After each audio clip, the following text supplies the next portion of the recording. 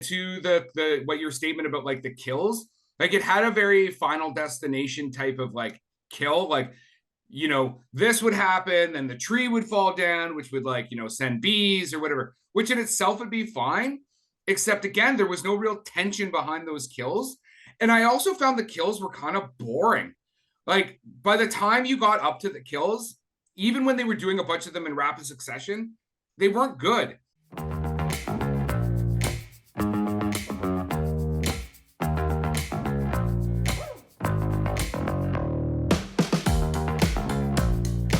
Crank, kill, repeat. Because we're talking movies, we're talking The Monkey, starring Theo James, Tatiana Malanzi, and written and directed by Osgood Perkins. Chris, let's dance. Who's smiling now, you infernal son of a whore?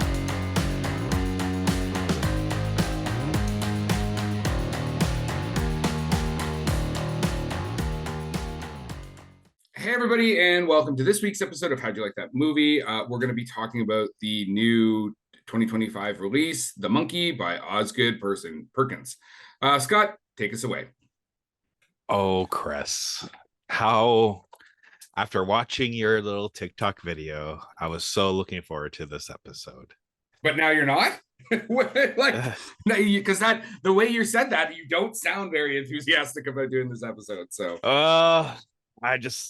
I don't know if it's just a premonition, but I feel like I'm going to be yelled at a lot here. But aren't you yelled at a lot on this show? Like, but this is supposed to be my escape from that. This is the escape. I get it from the wife. I figured this is my escape, but I'm like, I have a feeling I'm going to get yelled at a lot because okay, go. Why don't you tell everybody how you like this film?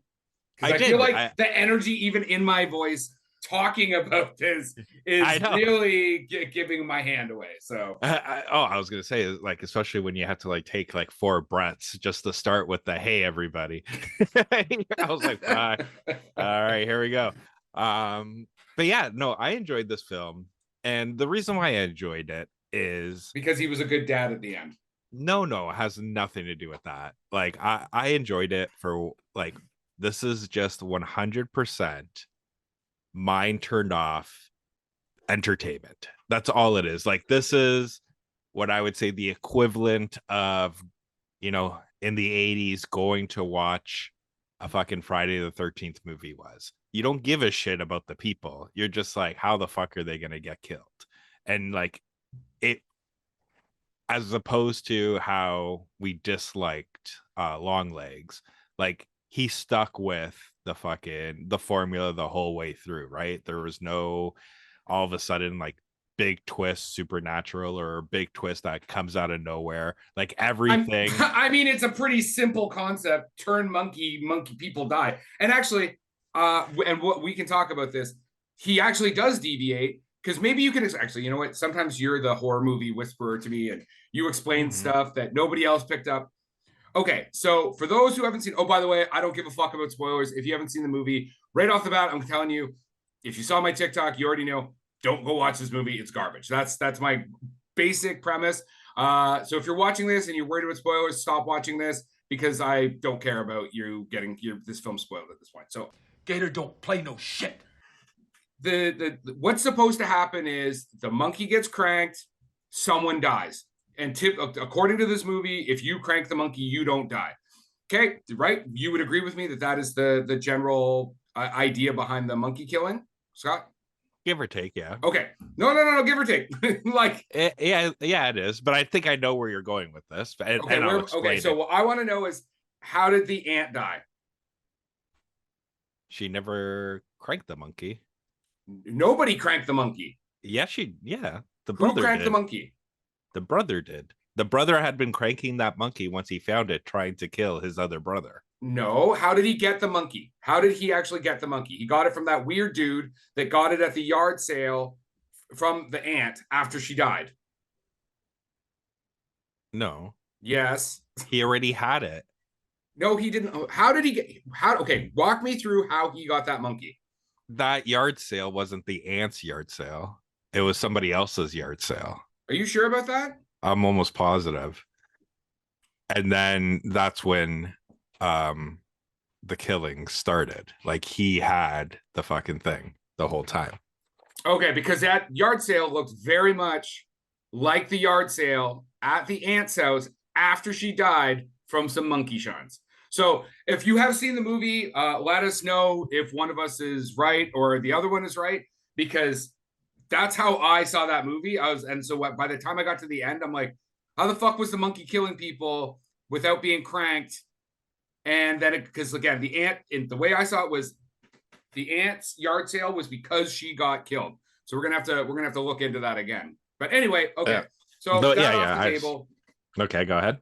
No. So that off the table. See, I thought you were gonna go with the ending. Like, how did the brother die? Well, because the brother didn't crank it. The other guy cranked it. That's it. I'm out of here. No, the brother, nobody cranked it. He forced it. Oh, that's right. Yeah. I wonder if any of it had to do with the fact that they were twins. I don't know. This film just had like, it wasn't even just plot holes. It also had like no real tension.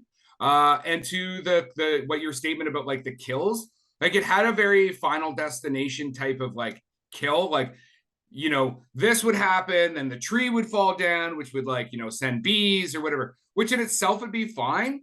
Except again, there was no real tension behind those kills. And I also found the kills were kind of boring. Like by the time you got up to the kills, even when they were doing a bunch of them in rapid succession, they weren't good. And I think they also missed a big opportunity. You know, when the shotgun kills, I think it's the real estate agent. Yeah. That was a perfect time for you to build the tension that kill is going to happen and then not have that happen. Just have her open the door. Like, it's like he couldn't even bring himself to keep some tension in his film. Like, I actually think that Osgood Perkins should maybe stop writing movies and stop directing movies. I've looked at movies that he's just written. They have awful scores. I've seen movies that he's directed. They have awful scores. The only people that seem to sometimes like him too are the critics. Like Longlegs, I think, is his best one. It's got an 86 from the critics on Rotten Tomato and 61 from the audience.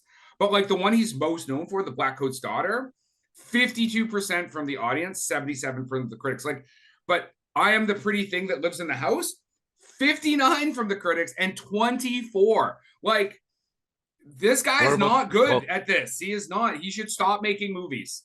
What was this one? This one has a 79 and a 59 from the audience. Okay, so closer in terms of the disconnect. Yeah.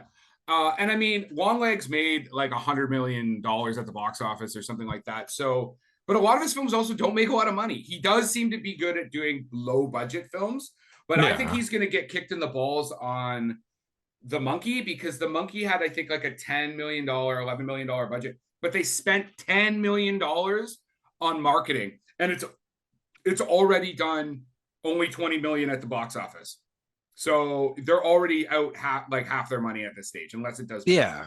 I think this one is, in my opinion, like a word of mouth film. Like, it's not. Yeah, it's not good, and it's not good. Well, word of mouth is, this is a piece of shit movie. Don't go watch it. No, I think because it's closer to 60%, so you're gonna have a lot more.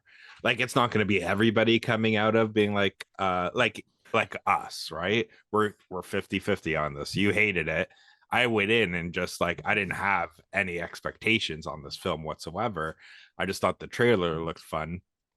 And then watching it, I was like, it was what kind of I was expecting. It was just like, fucking, you don't give a shit. You're just there to watch the kills, right? The story doesn't make sense. Like, nothing makes sense. You're just really there to just watch the kills, kind of thing.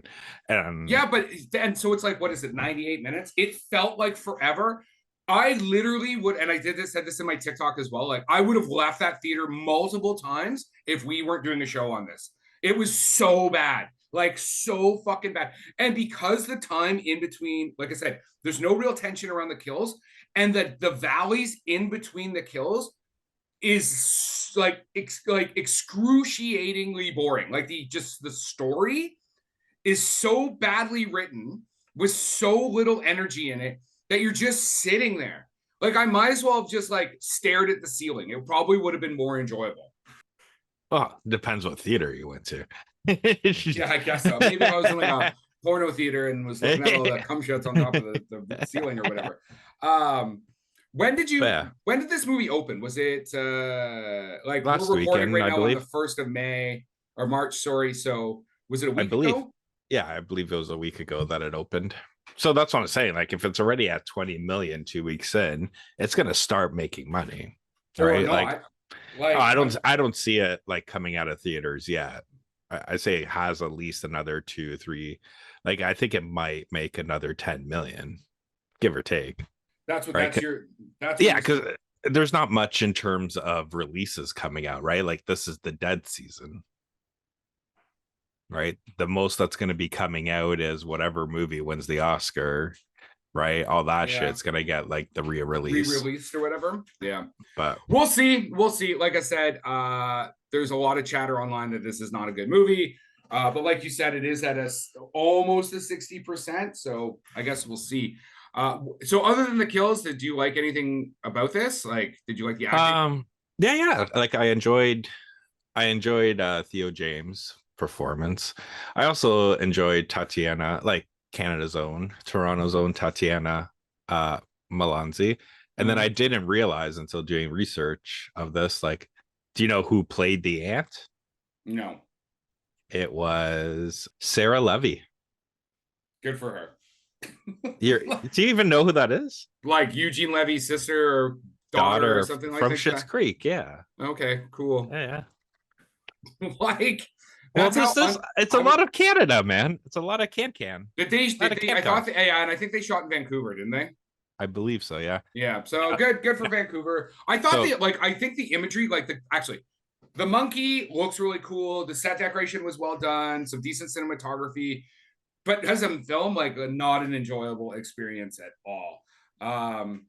Yeah, man, I can't really say much about this other than I really think that Osgood Perkins maybe should stop making movies or get somebody to review his scripts because they're not good. He's bad at storytelling.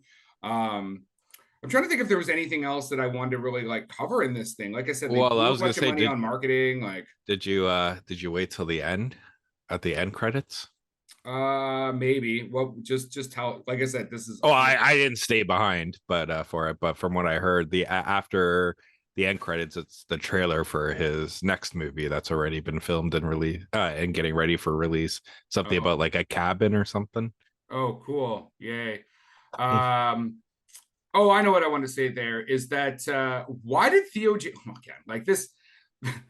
The whole construct of this story too, like why does Theo James' character have some like weird fortress? Like why did the fake cop look like when he dressed up, like why does he look like Joey Ramone? Like I didn't understand like any of the logic that was supposedly put into like designing these characters. Well, I was gonna say, like, I haven't read the short story that this is based off of Stephen King, but they could have just been using that as reference. I feel like no, I feel like that's probably not true, but sure, that is a possibility.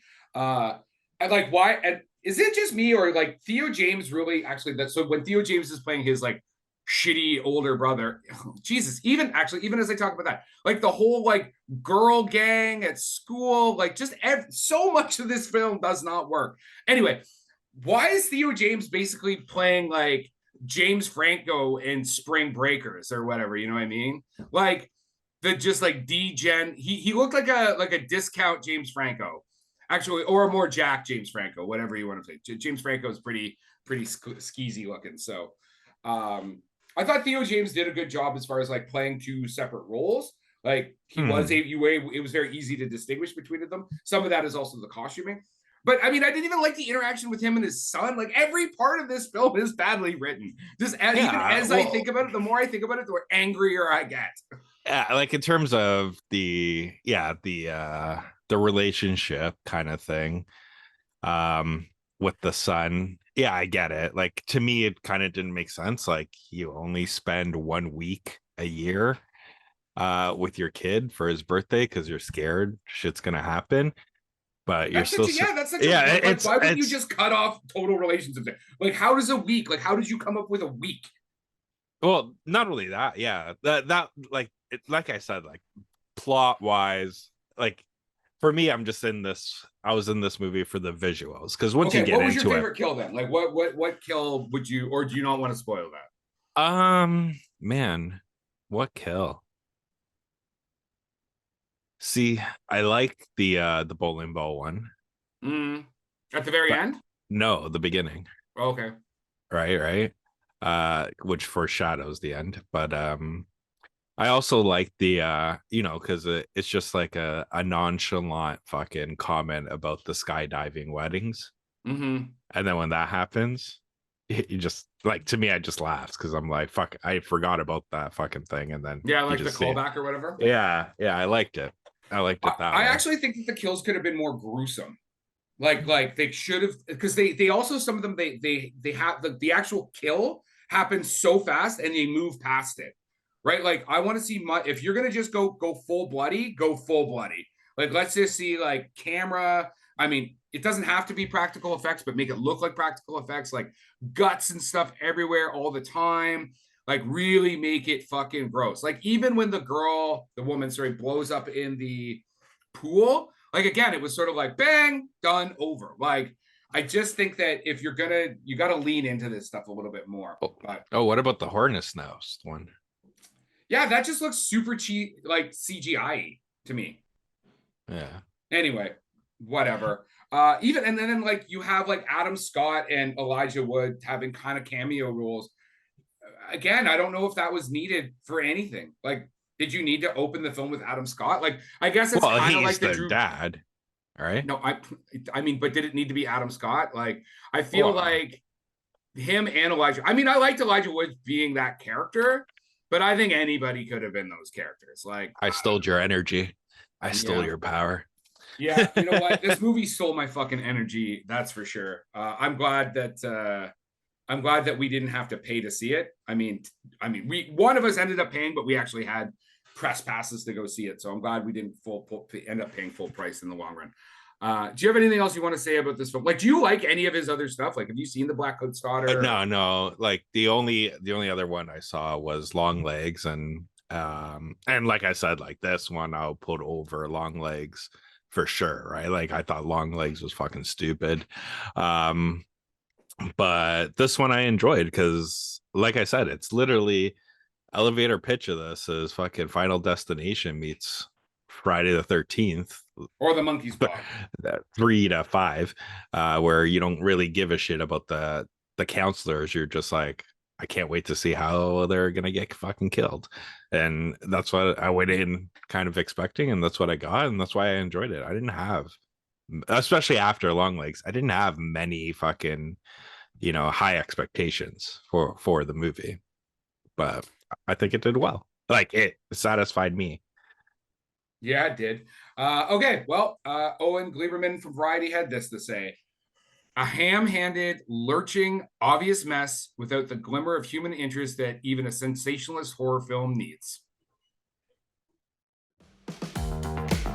And that is our wrap for the day. Please like and subscribe to this podcast. Tell your friends. If you want to get a hold of us, reach us at the www.howdyoulikethatmovie.com.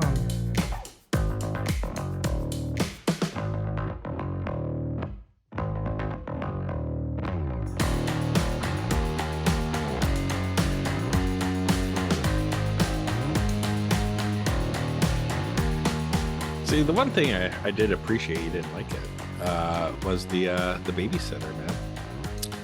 Like, babysitter's name. Do you remember what it was? Nope. It was Annie Wilkes. Why does that sound familiar? Misery. Oh, yes. Wow. Great. It's a nice little Stephen King callback. I liked it. Yeah, I don't know, man. What would you do to make this film better? Or like, other than, and don't just say, like, have a better script. Like, Was there No, anything no. that just off the top of your head you think would have been kind of cooler to do? I think and like you were saying, like in terms of the lulls between kills, like if you actually had a more understanding of the mythology of this monkey, but also if you actually got to care about these people, because like in reality everybody that dies are randoms. And yeah, all the people are kind of shitty. Also, like, they start to develop a character and then they kind of kill them off. Like, hey, we're swingers and we don't really know how we're going to raise kids. Like, why is that even relevant? None of that was relevant. None of it. Production by Rod Shaver, Vader Monkey Productions.